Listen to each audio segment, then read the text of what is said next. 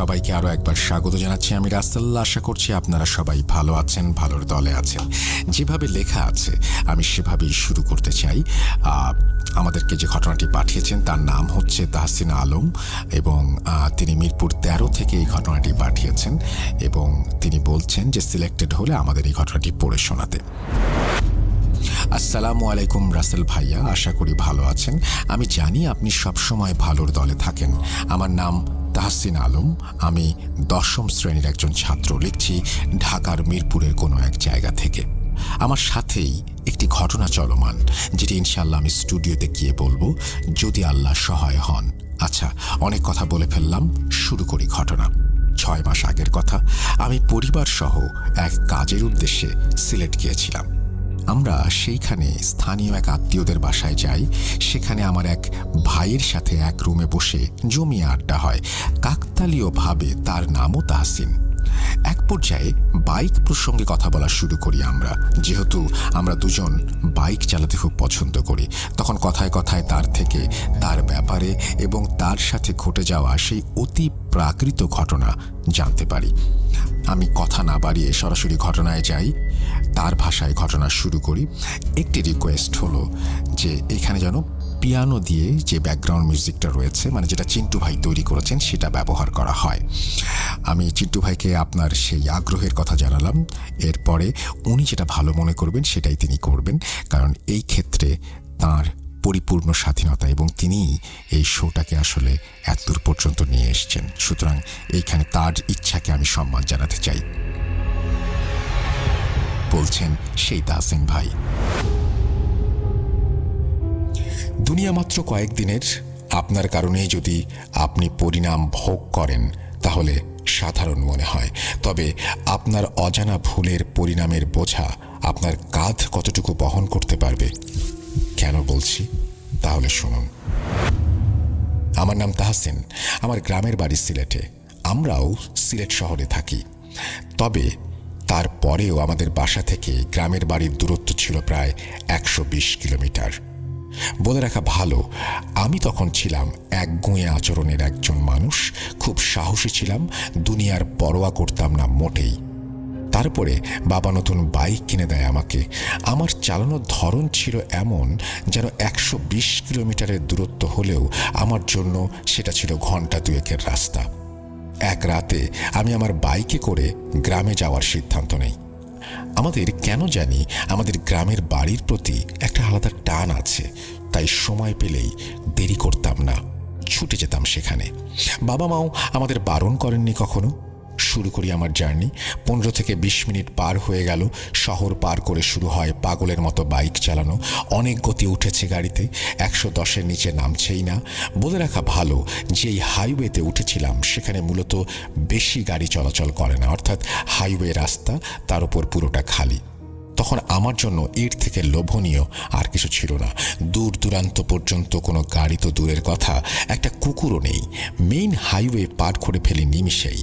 এখনও বড় রাস্তায় আছি, শন করে চলে যাচ্ছি। বলে রাখা ভালো, তখন যেই রাস্তায় ছিলাম সেটি ছিল পুরোটাই সোজা, কোনো টার্ন ছিল না, তাই পুরোটাই দেখা যাচ্ছিল। হঠাৎ করেই আমার মাথায় ব্যথা অনুভব করা শুরু করি। মাথা হালকা ভারী হয়ে আসছিল, তবে আমি সেটিকে পাত্তা না দিয়ে চালাতে থাকি। কিন্তু মাথা ক্রমাগত ভন ভন করেই চলছিল। হঠাৎ আমার চোখের কোণে বেশ কিছুক্ষণের জন্য জায়গা করে নেয় এক কালো ছায়ামূর্তি। যেহেতু আমি গাড়ি চালাচ্ছিলাম, আমি সেদিকে ফেরার চেষ্টা করিনি, তবে তা দেখে আমি রীতিমতো থতমত খেয়ে যাই এবং একটি হিসাব মেলানোর চেষ্টা করি নিজের মতো করেই। প্রথমত, পূর্ণিমার চাঁদের কারণে পুরো রাস্তায় আলোর রেশ ছিল, তাহলে এরকম কিছু আমার চোখে ভুল নয়। দ্বিতীয়ত, আমার চোখ মিটারে পড়তেই দেখলাম স্পিড তখনও 100-র ওপরে। তাহলে এখনও এটা আমার সাথে চলছে কিভাবে? হিসাব যেন মিলতেই চাচ্ছিল না। তবে তখন ভয় আমাকে গ্রাস করতে পারেনি।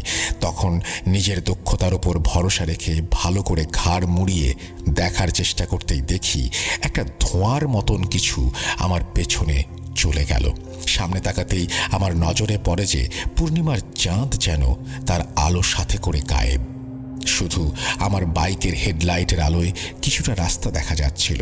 পলকেই আমি দেখলাম বিশাল আকারের এক বাস অন্ধকার ভেদ করে আমার দিকেই ছুটে আসছে। আমি তখনও প্রায় 100 কি 105-এর গতিতে চলছিলাম। পুরো রাস্তা যেখানে দেখলাম খালি, একটি গাড়িও নেই, সেখানে এত বড় বাস আমার চোখে না পড়ার কোনো প্রশ্নই আসে না। তা দেখে গতি কমিয়ে আমি একটু সাইডে নিয়ে যাই। যেই সাইড করব দেখি বাসটি আবার আমার দিকে ঘুরিয়ে নিয়েছে। আমি ভয়ে যেন আত্মহারা হয়ে যাব, বুঝতে পারছি না কিভাবে বাঁচব। বাসের তো রাস্তায় যাওয়ার কথা, সেটা আমার দিকে অর্থাৎ মাঠ বা ক্ষেতের দিকে কেন আসছে? বাসের স্পিড তখনও হাইওয়েতে চলা বাসের মতোই 90 থেকে 100। আমি 1 সেকেন্ড সময়ে নিজেকে কিভাবে বাঁচাবো বুঝে উঠতে পারছিলাম না। আমি তখন ভুলে হাইড্রোলিক ব্রেক প্রেস করে দেই। ভুলেই গিয়েছিলাম যে আমার গতি তখনও 90-এর অধিক। সাথে সাথে বাইক থেকে উড়ে গিয়ে একটা গাছের সাথে ধাক্কা খাই। পড়তে পড়তে দেখছিলাম বাইকটা বাসের সাথে সংঘর্ষ করবে কিনা। কিন্তু এ কি, পড়ার সময় ঘোলা চোখে যা দেখলাম তা দেখার জন্য আমি মোটেও প্রস্তুত ছিলাম না। আমার বাইকের আবছা আলোয় দেখি বাসের ড্রাইভিং সিটে কেউ নেই। গাছের সাথে বাড়ি খেয়ে আমি যা দেখলাম তা সত্যি হলো কিনা তা ভাবার আগেই আবার ধাক্কা খাই। তাকিয়ে দেখি কিসের বাস, কিসের কি? আমার বাইক চলে গেছে রাস্তার অপর পারে, যা গাছের সাথে বাড়ি খেয়ে নিমেষেই দুমড়ে মুচড়ে গেছে। অন্ধকার ভেদ করে আবার এসেছে পূর্ণিমার চাঁদ। সে যেন আসল ছলনাময়ী। আমি আমার পকেট থেকে ফোন বের করে আমার এক সিনিয়র ভাইকে কল করে আসতে বলি। আল্লাহর অশেষ রহমতে আমার তেমন কিছু হয়নি। ব্যথা পেয়েছি এবং ব্যান্ডেজ করা লেগেছে। আমি ঘটনাটি কাউকে বলিনি, বলেছি যে ব্রেক ফেল হয়েছিল। পরে নীরবে আমার এক আত্মীয়ের কাছে এই ঘটনা জানালে তিনি আমায় বলেন যে অন্ধকার রাতে অনেক সময় নীরব জায়গায় জিনেরা থাকতেই পারে। তোমার বাইকের কারণে হয়তো তাদের কোনো সমস্যা বা তারা কোনো বিরক্তি অনুভব করেছে। আমি তার পরে বাইকের ড্যামেজ ঠিক করিয়ে বিক্রি করে দেই।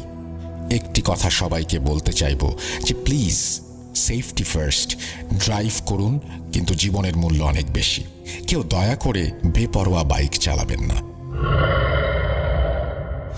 রাসেল ভাই, এই ছিল আমার ঘটনা। প্রমাণস্বরূপ আমি বাইক এবং ভাইয়ার সেই সময়কার ছবি অ্যাটাচ করে দিচ্ছি। আর একটা কথা বলতে চাইবো যে আমি আসলেই আপনাকে ঘটনা পাঠাতে চেয়েছি অনেক দিন ধরে, তবে ভালো ঘটনা মিলছিল না। ছাত্র হয় এত মানুষের কাছে যে ঘটনার খোঁজ করা যাচ্ছিল না। এই ঘটনা আপনাকে পাঠানো আমার জন্য এক স্বপ্ন হয়ে আছে। যদি সিলেক্টেড হয় দয়া করে আমাকে আমার ফোন নাম্বারে অথবা হোয়াটসঅ্যাপ নাম্বারে জানাবেন। আমি আবার ঘটনা পেলে আপনাকে লিখে পাঠাবো ইনশাল্লাহ। লেখায় অনিচ্ছাকৃত ভুল ত্রুটির জন্য ক্ষমা চেয়ে নিচ্ছি। দোয়া রইল ভূত.com আরও এগিয়ে যাক, ভালো কিছু হোক।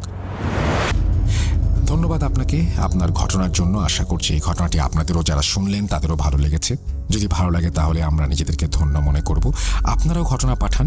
ডিসেম্বর মাস চলছে, সামনে আমাদের বার্থডে এবং